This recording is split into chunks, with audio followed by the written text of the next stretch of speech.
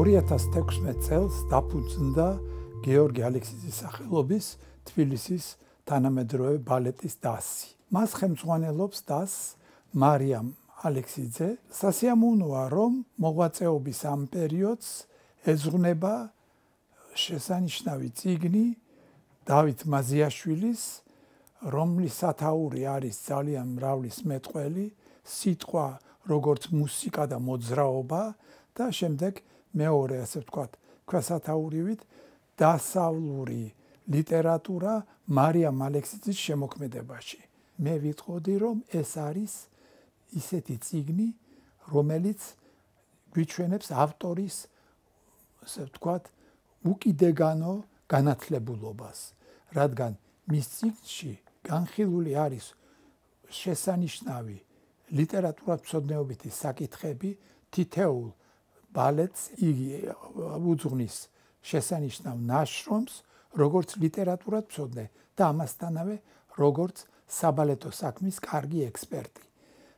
მისი წიგნის საკითხვისას ადამიანი იღებს როგორც ესთეტიკურ სიამოვნებას და იმ ლაღი სტილისა და ძალიან გასაგები ენის გამო, არამედ ასევე დიდ სულიერ სიმდიდრესაც, დიდ სულიერ განცდაც, რადგან უამრავ რაღაცას ახალს გაიგებს და შეიმეცნებს. ძალიან მნიშვნელოვანი არის მარიამის შემოქმედებაში ის, რომ დიაპაზონი მისი არის ძალიან დიდი. რას ნიშნავს დასავლური ლიტერატურა? აქ უნდა ავიღოთ ორი მხარე. ერთი, როდესაც იგი უშუალოდ იღებს დასავლეთ ევროპის ლიტერატურის წარმომადგენლის ნაწარმოებს, ტექსტს და ამ ტექსტის საფუძველზე ქმნის საბალეტო წარმოდგენას.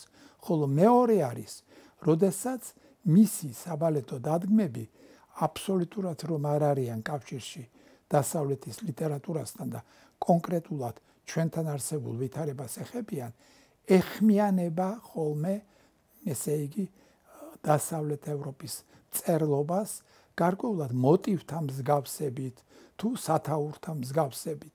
ეს ძალიან მნიშვნელოვანი არის, რომ მასში იმდენად არის შემოსული ევროპული ლიტერატურა, რომ საშუალებას აძლევს ეს დავით მაზიაშვილს ნახოს გარკვეული პარალელები. მარიამს შეუძლია სიტყვა პოეტურ ტექსტში თავად აქციოს მუსიკად და მოძრაობად, პლასტიკად.